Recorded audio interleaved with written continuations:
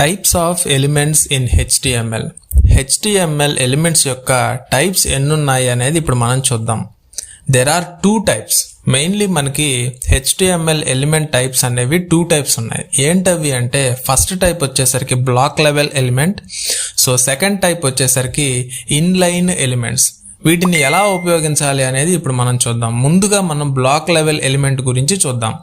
A block level element always starts on a new line. So block level element అనేది HTMLలో ఎప్పుడూ కూడా ఒక న్యూ లైన్ తోటి స్టార్ట్ అవుతుంది. A block level element always takes up the full width available. అంటే మన web page ఎంత విడ్త్లో అయితే ఉందో సో అంత విడ్త్ మొత్తాన్ని కూడా తీసుకొని ఈ బ్లాక్ లెవెల్ ఎలిమెంట్స్ అనేవి ప్రింట్ అవటం జరుగుతుంది. అది ఎలాగో అనేది ఒక చిన్న ప్రాక్టికల్ ఎగ్జాంపుల్ మీకు ఎగ్జిక్యూషన్ చేసినప్పుడు మీకు సులభంగా అర్థమైపోతుంది. ఏ విధంగా వెబ్ పేజ్లోని విడ్త్ మొత్తాన్ని కూడా తీసుకొని అది ఏ విధంగా ప్రింట్ అవుతుంది అనేది ఈ బ్లాక్ లెవెల్ ఎలిమెంట్స్ అనేవి. So A block level element has a top and a bottom margin. So block level elements కి టాప్ అండ్ బాటమ్ మార్జిన్స్ అనేవి ఉంటాయి. సో అదే ఇన్లైన్ ఎలిమెంట్స్ అయితే టాప్ అండ్ బాటమ్ మార్జిన్స్ అనేది ఉండదు. నా ఉదాహరణకు గనక మీరు చూసినట్లయితే div ఎలిమెంట్ అనేది ఒక black level element. So div అంటే డివిజన్ ఎలిమెంట్ అన్నమాట. సో ఈ డివిజన్ ఎలిమెంట్ అనేది ఒక బ్లాక్ లెవెల్ ఎలిమెంట్. ఈ డివిజన్ ఎలిమెంట్ అనేది మన వెబ్ పేజ్లోని ఫుల్ విడ్త్ని తీసుకొని ఏ విధంగా మనకి ఈ బ్లాక్ లెవెల్ ఎలిమెంట్ అనేది ప్రింట్ అవుతుంది అనేది నేను మీకు ఇప్పుడు ఒక ప్రాక్టికల్ ఎగ్జిక్యూషన్ ద్వారా చూపిస్తాను. సో దానికంటే ముందుగా కూడా మనకి బ్లాక్ లెవెల్ ఎలిమెంట్స్ అనేవి కొన్ని ఉన్నాయి. ఇక్కడ ఈ టేబుల్లో మీరు గమనించండి, ఇక్కడ నేను మీకు ఇచ్చినటువంటి ప్రతి ట్యాగ్ కూడా బ్లాక్ లెవెల్ ఎలిమెంట్ కిందనే వస్తుంది. ఏంటవి అంటే address, article, aside, blockquote, canvas, DD, div, DL, DT, fieldset, figcaption, figure, footer, form, H1 to H6, header, HR, LI, main, NAV, so noscript, OL, P tag, PRE tag, section, table, Tfoot, UL tag and video tags ఇవన్నీ కూడా black level elements కిందనే వస్తాయి. ఇప్పుడు మనం ఒక practical execution చేసి ఈ black level element ఏ విధంగా వర్క్ అవుతుంది అనేది ఇప్పుడు మనం చూద్దాం. దీనికోసం నేను ఏం చేస్తున్నాను అంటే Notepad++లో ఒక న్యూ ఫైల్ని తీసుకుంటున్నాను. సో ఒక న్యూ ఫైల్ని తీసుకొని ఈ న్యూ ఫైల్ని నేను ఎలా సేవ్ చేస్తున్నానంటే Ctrl+S మీద క్లిక్ చేశాను. Ctrl+S మీద క్లిక్ చేసి నేను ఈ ఫైల్ని సేవ్ చేస్తున్నాను. సో సేవ్ రాలేదు కాబట్టి ఫైల్లోకి వెళ్ళి సేవ్ యాజ్లోకి వెళ్ళాను. వెళ్ళిన తర్వాత నేను ఈ ఫైల్స్ అన్ని ఎక్కడ సేవ్ చేస్తున్నాను అంటే D డ్రైవ్లోని HTML అనేటటువంటి డైరెక్టరీలో సేవ్ చేస్తున్నాను. ఇది టైప్స్ ఆఫ్ ఎలిమెంట్స్ కాన్సెప్ట్ కాబట్టి నేను అదే తీసుకుంటున్నాను. నేమ్ టైప్స్ ఎలిమెంట్ అని తీసుకుంటున్నాను. ఎలిమెంట్ .html అనేటటువంటి ఎక్స్టెన్షన్ తోటి ఈ ఫైల్ని నేను సేవ్ చేస్తున్నాను. ఇప్పుడు నేను ఎంటర్ బటన్ మీద క్లిక్ చేశాను. సో ఈ ఫైల్ అనేది టైప్స్ ఎలిమెంట్ అనేటటువంటి నేమ్ తోటి .html అనేటటువంటి ఎక్స్టెన్షన్ తోటి సేవ్ అయింది. సో ముందుగా నేను ఏం చేస్తున్నాను అంటే డాక్ టైప్ని తీసుకుంటున్నాను. అది ఎలా రాస్తున్నా అంటే doc టైప్ స్పేస్ HTML అన్నాను. సో వెబ్ బ్రౌజర్కి నేను చెప్తున్నాను ఇది ఏ టైప్ ఆఫ్ డాక్యుమెంట్కి సంబంధించింది అనేది. సో ఇది HTML టైప్ ఆఫ్ డాక్యుమెంట్కి సంబంధించింది అని వెబ్ బ్రౌజర్కి నేను ఈ ఇన్ఫర్మేషన్ని పాస్ చేస్తున్నాను. ఏ రకానికి చెందినటువంటి డాక్యుమెంట్ ఇది అని చెప్పడం కోసం. ఇప్పుడు నేనేం చేస్తున్నాను అంటే HTML ట్యాగ్ని స్టార్ట్ చేశాను. అదేవిధంగా HTML ట్యాగ్ని ఇక్కడ నేను ఎండ్ చేశాను. HTML ట్యాగ్ని ఇక్కడ నేను ఎండ్ చేశాను. సో ఇక్కడ HTML ట్యాగ్ అనేది రూట్ ఎలిమెంట్గా వర్క్ చేస్తుంది. నేను ఇచ్చేటటువంటి ట్యాగ్స్ మొత్తం కూడా ఈ రూట్ ఎలిమెంట్ అయినటువంటి HTML ట్యాగ్ లోపల ఇస్తాను. ముందుగా నేను ఏం చేస్తున్నాను అంటే హెడ్ సెక్షన్ని రాస్తున్నాను. సో హెడ్ సెక్షన్ని స్టార్ట్ చేశాను, హెడ్ సెక్షన్ని ఎండ్ చేశాను. ఇప్పుడు ఈ హెడ్ సెక్షన్ లోపల నా వెబ్ పేజ్ యొక్క టైటిల్ని నేను ఇవ్వాలి. సో దానికోసం నేను టైటిల్ ట్యాగ్ని ఉపయోగిస్తున్నాను. సో టైటిల్ అని రాశాను. సో ఈ టైటిల్ ట్యాగ్ని క్లోజ్ చేసేసాను. సో ఇప్పుడు నా వెబ్ పేజ్ యొక్క ట్యాబ్ నేమ్ నేను ఏమని ఇస్తున్నాను అంటే HTML ఎలిమెంట్స్ టైప్ అన్నాను. HTML ఎలిమెంట్స్ టైప్ అన్నాను. నా కాన్సెప్ట్ నేమ్ అదే కాబట్టి నేను అదే ఇచ్చాను. సో HTML ఎలిమెంట్స్ టైప్ అన్నాను. ఓకేనా, HTML ఎలిమెంట్ టైప్. నా ఇప్పుడు నేనేం చేస్తున్నాను అంటే బాడీ సెక్షన్ని స్టార్ట్ చేస్తున్నాను. సో BODY అని బాడీ ట్యాగ్ని తీసుకున్నాను. సో బాడీ ట్యాగ్ని క్లోజ్ చేసేసాను. బాడీ ట్యాగ్ని నేను ఇక్కడ క్లోజ్ చేశాను. సో ఈ బాడీ ట్యాగ్ లోపల రాసేటటువంటి ప్రతి కంటెంట్ కూడా నాకు వెబ్ బ్రౌజర్లో ప్రింట్ అవుతుంది అని నేను మీకు ఆల్రెడీ చెప్పాను, అవును కదా. సో ఇప్పుడు బ్లాక్ లెవెల్ ఎలిమెంట్ గురించి మనం రాస్తున్నాం కాబట్టి నేను ఇక్కడ కామెంట్ ఇస్తున్నాను మీకు క్లియర్గా అర్థం కావటానికి. మనం ఇప్పుడు ఏ పర్టికులర్ ఎలిమెంట్ తోటి వర్క్ చేస్తున్నాము అంటే బ్లాక్ లెవెల్ ఎలిమెంట్ తోటి వర్క్ చేస్తున్నాం, అవును కదా. సో చూడండి ఇక్కడ ఏ ఎలిమెంట్ తోటి మనం ఇక్కడ వర్క్ చేస్తున్నాం, బ్లాక్ లెవెల్ ఎలిమెంట్ తోటి వర్క్ చేస్తున్నాం, అవునా. సో దీన్ని నేను కాపీ చేసి ఇక్కడ నేను కామెంట్గా ఇచ్చేస్తున్నాను నా ప్రోగ్రాంలో, బ్లాక్ లెవెల్ ఎలిమెంట్స్ అన్నాను. సో ఈ కామెంట్ని నేను ఇక్కడ క్లోజ్ చేశాను. నా ఇప్పుడు నేను DIV ట్యాగ్ని తీసుకుంటున్నాను. సో DIV అంటే డివిజన్ ట్యాగ్, అవునా. నా ఇప్పుడు నేను ఎలా రాస్తున్నాను ఒకసారి గమనించండి. సో DIV ట్యాగ్ని స్టార్ట్ చేశాను, అదేవిధంగా DIV ట్యాగ్ని ఇక్కడ నేను ఎండ్ చేశాను. సో ఇప్పుడు ఈ DIV డివిజన్ ట్యాగ్ అనేది బ్లాక్ లెవెల్ ఎలిమెంట్ అన్నమాట, ఓకేనా. అంటే ఇదేం చేస్తుంది అంటే వెబ్ పేజ్ యొక్క విడ్త్ మొత్తాన్ని కూడా ఇది తీసుకొని ప్రింట్ అవుతుంది. అది ఏ విధంగానో ఇప్పుడు నేను మీకు చెప్పబోతున్నాను. ఇప్పుడు నేనేం చేస్తున్నాను అంటే ఒక లైన్ ఇస్తున్నాను. సో ఏమి ఇస్తున్నాను అంటే hello my dear subscribers, hello my dear subscribers అని నేను ఒక లైన్ ఆఫ్ టెక్స్ట్ అనేది ఇక్కడ ఇచ్చాను, అవును కదా. నా ఇప్పుడు నేనేం చేస్తున్నానంటే ఈ ప్రోగ్రామ్ని సేవ్ చేసేసాను. ఈ ప్రోగ్రామ్ నేనేం చేస్తాను, Ctrl+S మీద క్లిక్ చేసి సేవ్ చేశాను, ఓకేనా. ఎక్కడ సేవ్ చేశాను ఇది నేను అంటే దిస్ పీసీలో D డ్రైవ్లో HTML అనేటటువంటి డైరెక్టరీలో ఇదిగోండి టైప్స్ ఎలిమెంట్ ఇక్కడ స్టోర్ అయింది నాకు, అవునా. ఇప్పుడు నేను ఈ పేజ్ని ఓపెన్ చేస్తున్నాను.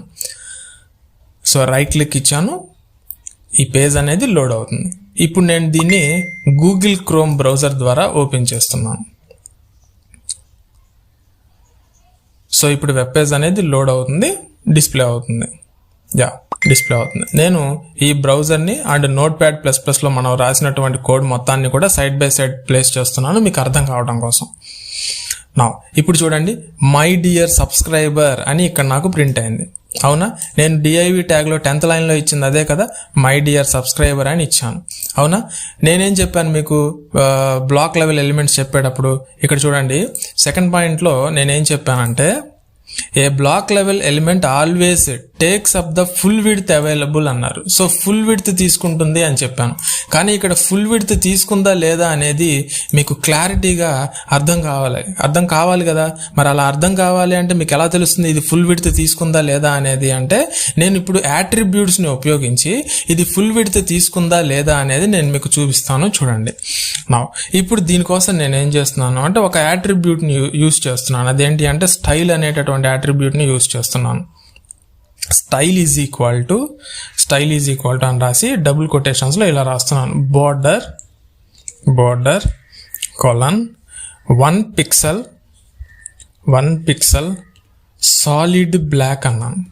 ఇప్పుడు బ్లాక్ కలర్ కంటైనర్ బాక్స్ అనేది నాకు అక్కడ ప్రింట్ అవుతుంది. సో ఇప్పుడు నేనేం చేస్తున్నా అంటే ఈ వెబ్ పేజ్ని రీఫ్రెష్ చేశాను. సో ఈ వెబ్ పేజ్ని రీఫ్రెష్ చేస్తే చూడండి ఇక్కడ ఏమైంది. సో ఫస్ట్ నుంచి అంటే లెఫ్ట్ సైడ్ నుంచి రైట్ సైడ్ వరకు మొత్తం నాకు వెబ్ పేజ్ ఎంత విడ్త్తో అయితే ఉందో ఫుల్ విడ్త్ తీసుకొని నాకు ఇక్కడ బ్లాక్ లెవెల్ ఎలిమెంట్ అనేది ప్రింట్ అయింది. సో మీరు పైన గమనించండి, ఇక్కడ మీరు పైన గమనిస్తే కొంత మార్జిన్ అనేది తీసుకుంది, అవునా. టాప్కి టచ్ అవ్వట్లేదు ఈ బాక్స్, కొంత మార్జిన్ వచ్చేసింది. అలాగే బాటమ్ లెవెల్లో కూడా కొంత మార్జిన్ ఉంది, అవునా. సో బ్లాక్ లెవెల్ ఎలిమెంట్ అనేది టాప్ అండ్ బాటమ్ మార్జిన్స్ని తీసుకుంటుంది, అవును కదా. నా ఇప్పుడు ఈ ఎగ్జాంపుల్లో నేనేం చేస్తున్నా అంటే ఒక పారాగ్రాఫ్ రాస్తున్నా. ఒక పారాగ్రాఫ్ ట్యాగ్ తీసుకొని పారాగ్రాఫ్ ట్యాగ్ని క్లోజ్ చేశాను. ఇప్పుడు ఈ పారాగ్రాఫ్ ట్యాగ్ లోపల నేను ఇలా రాస్తున్నాను. ఫర్ ఎగ్జాంపుల్ ఈ విధంగా ఒక పర్టికులర్ లైన్ రాస్తున్నాను. This is an black level elements అన్నాను. బ్లాక్ లెవెల్ ఎలిమెంట్స్ అని ఇచ్చి ఫుల్ స్టాప్ ఇస్తున్నాను. ఇచ్చి ఇదే పర్టికులర్ లైన్ని నేను కాపీ పేస్ట్ చేస్తాను ఒక 4 or 5 times.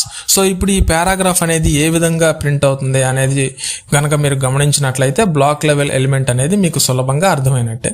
నేను ఇక్కడ ఏం చేస్తున్నాను అంటే దీన్నే ఒక 4 or 5 times కాపీ పేస్ట్ చేసి ఈ కోడ్ని నేను ఇక్కడ సేవ్ చేసేసాను.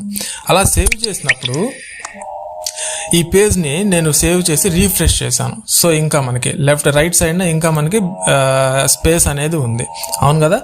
ఇప్పుడు నేనేం చేస్తున్నాను అంటే మళ్ళీ అదే లైన్ని మళ్ళీ నేను కాపీ పేస్ట్ చేసి సేవ్ చేసేసాను. ఇప్పుడు ఇదే పేజ్ని నేను రీఫ్రెష్ చేశాను. రీఫ్రెష్ చేస్తే గమనించండి విడ్త్ మొత్తం ఎంతైతే ఉందో ఆ విడ్త్ మొత్తం తీసుకొని ప్రింట్ అవుతుంది. కానీ ఇక్కడ మీరు రైట్ సైడ్ గమనించండి కొంత మార్జిన్ అనేది ఉంది. సో లెఫ్ట్ సైడ్ గమనించండి కొంత మార్జిన్ అనేది ఉంది, అవును కదా. టాప్లో గమనించండి కొంత మార్జిన్ అనేది ఉంది, బాటమ్ గమనించండి కొంత మార్జిన్ అనేది ఉంది, అవును కదా. సో ఈ విధంగా బ్లాక్ లెవెల్ ఎలిమెంట్స్ అనేవి ఏవైతే ఉన్నాయో ఈ బ్లాక్ లెవెల్ ఎలిమెంట్స్ అనేవి టాప్ అండ్ బాటమ్ మార్జిన్స్ని తీసుకొని వెబ్ పేజ్ యొక్క ఫుల్ విడ్త్ని ఇవి వాడుకుంటాయి, ఇవి ఉపయోగించుకుంటాయి అని చెప్పాము. దీన్ని ఇంగ్లీష్లో ఎలా చెప్తాము అంటే a block level element always starts on a new line. ఒక న్యూ లైన్లో స్టార్ట్ అవుతాయి. A block level elements always takes up the full width available. So మన వెబ్ పేజ్ యొక్క ఫుల్ విడ్త్ ఎంతైతే ఉందో ఆ ఫుల్ విడ్త్లో ఈ పర్టికులర్ బ్లాక్ లెవెల్ ఎలిమెంట్స్ అనేవి ప్రింట్ అవుతాయి. నా వెబ్ పేజ్ ఎంత విడ్త్లో అయితే ఉందో అంత విడ్త్లోనూ ప్రింట్ అయింది, అవును కదా. ఇప్పుడు ఇక్కడ థర్డ్ పాయింట్ చూడండి, a block level element always has a top and a bottom margin, అవునా. సో ఇక్కడ గమనించండి టాప్లో మనకి మార్జిన్ ఉంది, ఇక్కడ సెకండ్ లైన్లో కూడా మనకి మార్జిన్ ఉంది. పైన గమనించండి ఇక్కడ ఈ కర్సర్ ఉన్న చోట సో కొంత టాప్ మార్జిన్ వచ్చింది, పైకి వెళ్ళి బాక్స్కి టచ్ అవ్వలేదు, మధ్యలో మార్జిన్ ఉంది, కింద బాటమ్ మార్జిన్ ఉంది, అవునా. సో ఈ విధంగా మార్జిన్స్ని తీసుకొని బ్లాక్ లెవెల్ ఎలిమెంట్స్ అనేవి మన వెబ్ పేజ్ విడ్త్ మొత్తాన్ని వాడుకొని ప్రింట్ అవుతాయి, ఓకేనా.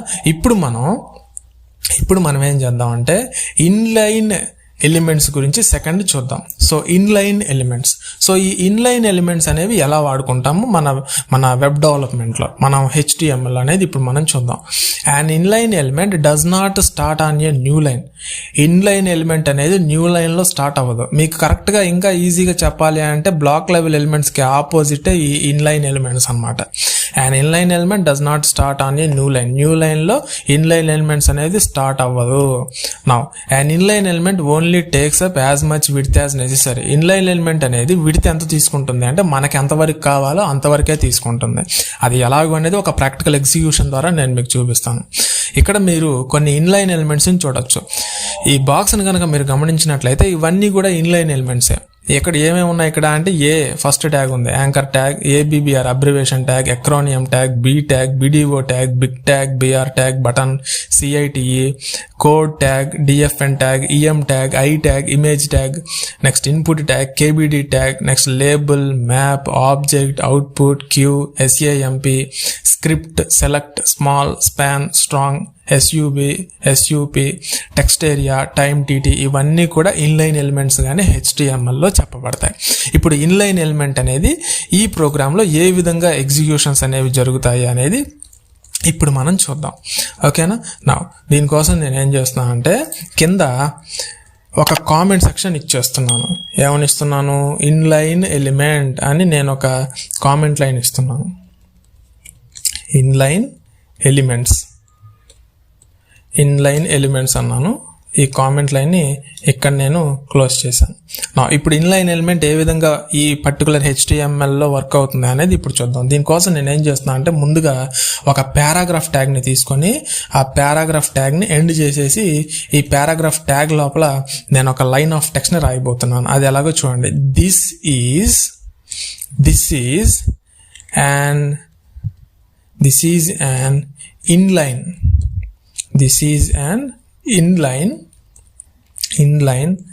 span. This is an inline span. Hello world element. Inside a paragraph.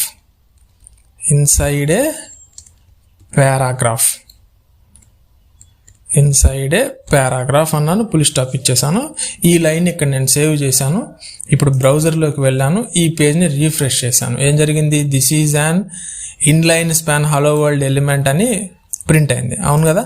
నా సో ఎలిమెంట్ స్పెల్లింగ్ తప్పు రాశాను, చూద్దాం ఒకసారి ఎలా రాశాను అనేది.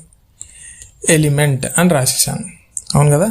నా ఇప్పుడు ఈ కోడ్ని నేను సేవ్ చేసి ఇక్కడ వెబ్ బ్రౌజర్లో రీఫ్రెష్ చేశాను. రీఫ్రెష్ చేస్తే చూడండి, this is an inline span hello world element inside a paragraph అని ప్రింట్ అయింది, అవునా. సో ఇక్కడ మనం ఫస్ట్ పాయింట్లో ఏం చెప్పాం, an inline element does not start on a new line, new లైన్లో స్టార్ట్ అవ్వదా అని చెప్పాను.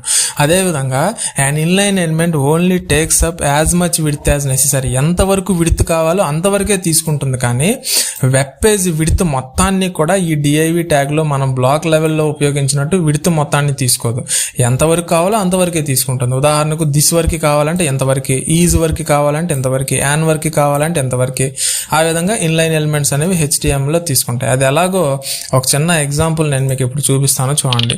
దీనికోసం నేనేం చేస్తున్నాను అంటే స్పాన్ ఎలిమెంట్ని తీసుకుంటున్నాను, అంటే స్పాన్ ట్యాగ్ని తీసుకుంటున్నాను.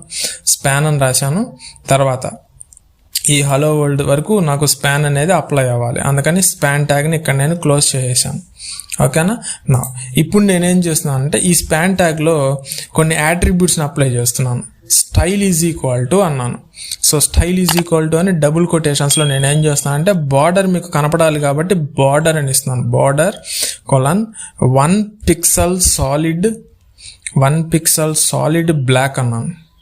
1 పిక్సెల్ సాలిడ్ బ్లాక్ అని ఈ పర్టికులర్ కోడ్ని సేవ్ చేసేసాను. సేవ్ చేసి ఇప్పుడు నేనేం చేశాను అంటే ఈ పేజ్ని రీఫ్రెష్ చేశాను. రీఫ్రెష్ చేయగానే చూడండి ఇక్కడ ఏమైంది, హలో వరల్డ్ వరకు మాత్రమే నాకు బాక్స్ అనేది ప్రింట్ అయింది, అవునా. సో ఎంతవరకు కావాలో నాకు అంతవరకే ప్రింట్ అయింది. ఇప్పుడు హలో వరల్డ్ వరకు కావాలనుకున్నాను కాబట్టి అంతవరకే నాకు ఈ పర్టికులర్ కంటైనర్ బాక్స్ అనేది నాకు ఇక్కడ ప్రింట్ అయింది. అదే కదా నేను మీకు థియరిటికల్ వేలో సెకండ్ పాయింట్లో చెప్పాను, and inline element only takes up as much width as necessary, ఎంతవరకు కావాలో అంతవరకు మాత్రమే ఇన్లైన్ ఎలిమెంట్లో మనం ఈ పర్టికులర్ కంటైనర్ని ఉపయోగించుకోవచ్చు అని చెప్పాం, అవును కదా. సో ఈ విధంగా ఇన్లైన్ అండ్ బ్లాక్ లెవెల్ ఎలిమెంట్స్ని మనం HTMLలో ఉపయోగించుకోవచ్చు. ఈ ప్రోగ్రామింగ్లో మనం ఉపయోగించేటటువంటి కోడ్ మొత్తం కూడా మీకు గిట్హబ్ లింక్ అనేది కింద డిస్క్రిప్షన్లో ఇస్తాను. దాంతో పాటుగా ఇప్పుడు నేను మీకు చెప్పేటటువంటి ఈ నోట్ప్యాడ్ నోట్స్ మొత్తం కూడా మీకు గిట్హబ్ లింక్ అనేది కింద డిస్క్రిప్షన్లో ఇస్తాను. అక్కడి నుంచి డౌన్లోడ్ చేసుకొని ఈ కోడ్ మొత్తాన్ని కూడా ప్రాక్టీస్ చేయండి.